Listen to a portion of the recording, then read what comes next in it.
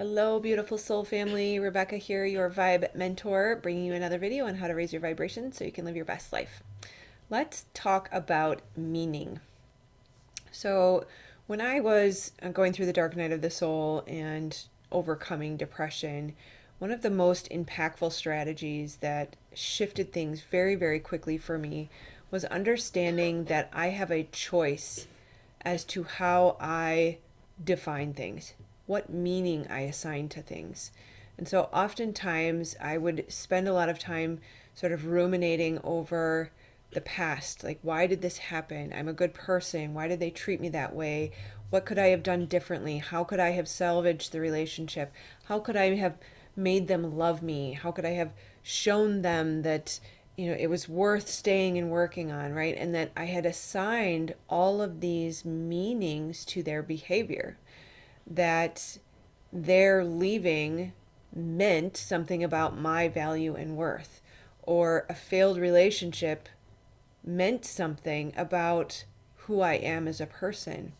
And so to wake up to the fact that we are assigning meaning to tiny little increments of our life every single moment. So in the micro moments, our brain is constantly bucketing and trying to create meaning around things to understand. And so it is a healthy, I won't say healthy, it's a natural tendency to want to assign meaning to everything that we see in life, right? The bird flew past the window. That means he's cold and he's migrating south for the winter, right?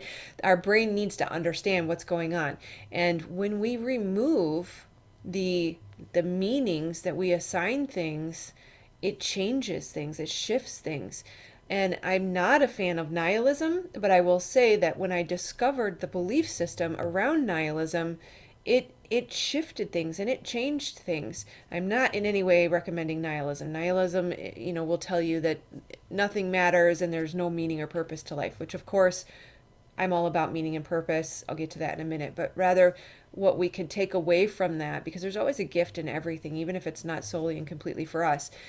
And when you look at the potential for no meaning, right, that we get to choose how we define things, we get to choose what meaning we assign to it, we get to choose what story we tell ourselves about it, and that meaning that we assign or that story we tell is going to create an emotional response, right? So the brain has to match in chemistry the thoughts that we choose. So if I choose to say that person cutting me off somehow is a reflection of my value and worth, I'm going to be flooded with cortisol and adrenaline, the stress hormones that are going to try to help me survive, because at a very core, primitive place in our brains and in our bodies, we are designed to survive, and we need acceptance by the collective community or by our tribe, because in those old days the old limbic brain believes that rejection means death. And so we need to, not we need, but we can start to catch these meanings that are naturally assigned or habitually assigned, that we have the neural pathways that have created thought habits around what something means, that we can choose something different. That we can choose to say, that guy who just cut me off is probably having a bad day. That it has more to do with the meaning of his behavior means something about him and not about me. The meaning behind a failed relationship could either mean there's something wrong with me, or it could mean that's not right for my path. It could also mean nothing at all. And that's where I was referencing nihilism, is what if nothing really means anything? And of course, we are built with purpose. We are here for a reason. The soul sickness that comes about, the dark night of the soul, is a soul sickness because there's an urge that is urging us towards the purpose that we were created for. So there is potential for meaning, healthy meaning and fulfillment in our lives. But at the same time, we can learn from nihilism when someone is able to say nothing means anything at all. So what's the point? I'm just going to live to be happy, right? That we can stop burdening ourselves with over identification with situations or negative meanings that are gleaned from seemingly small things in life. And I hesitate to say that because sometimes what may feel so huge to you could potentially be small if we assign a different meaning. That we give authority to things outside of us. We create monsters of things that could be molehills simply by giving them greater meaning than they deserve.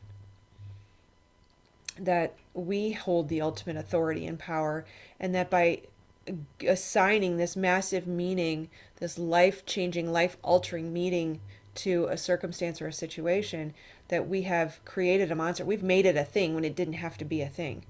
We gave it authority and power. And so when we can reserve our judgment and tell a new story, choose a new meaning, or maybe give it no meaning at all, then we are protecting our energy, that we are calling back our energetic stores to say, we're going to reserve this for something that actually does have meaning.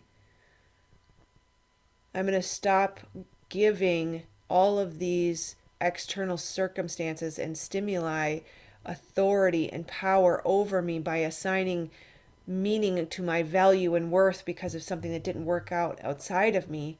And by doing that, I'm calling back all of this power and energy to me so that I can direct it towards my purpose, so that I can step into the gifts that I've been given, using my mess as my message to assist in healing others or creating new systems or creating the new earth.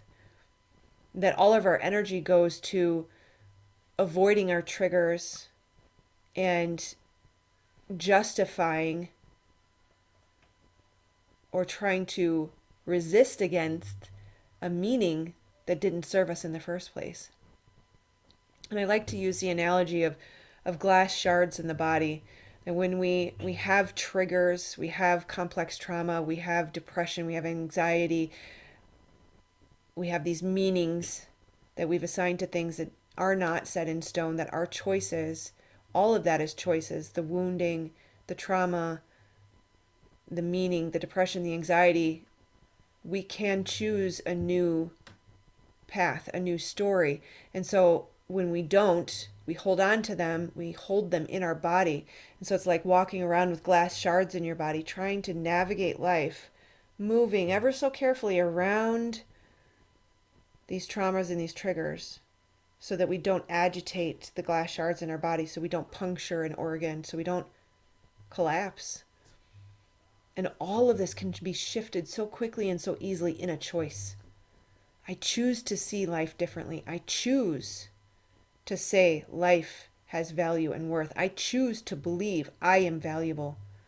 I choose to believe that my failed relationship is a gift, that it's not meant for me, that things are not falling away, they're falling into place.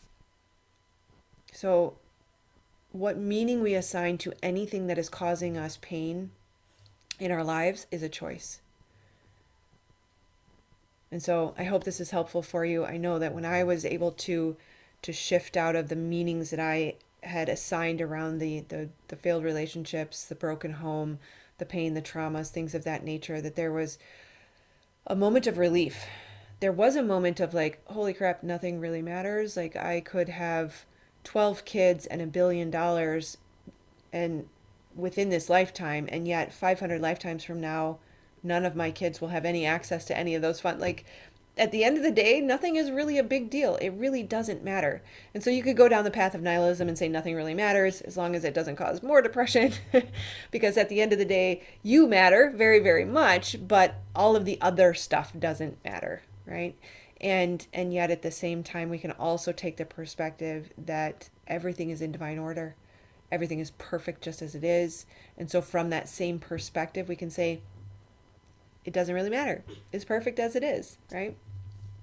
We are all one. We are all part of the divine plan. It will all work itself out. All paths lead to home. No mistakes are infinite death sentences, right? That in any moment you can shift into a new vibration, shift into a new timeline, shift into a new life. It really is powerful, our ability to choose and the focus and the meaning that we allow ourselves to give things. So I love you guys. I have lots of free resources below if you'd like to connect. I am getting actually pretty good at identifying abundance blocks. So if you're interested in a free 30-minute session to identify your abundance blocks, click the link below. Otherwise, I also use those free sessions for identifying core unworthiness wounds, and typically they're kind of one and the same, abundance blocks and worthiness wounds. So I would love to connect with you and offer you that free service if you think that would be something that resonates with you. Otherwise, lots of free meditations and things of that nature below, and I will see you guys on the next video. This video should also help you in your path towards healing if you are struggling with assigning negative meanings, and this button will help you subscribe so you don't miss the next video. All right, I'll see you guys on the next one. Take care. Namaste.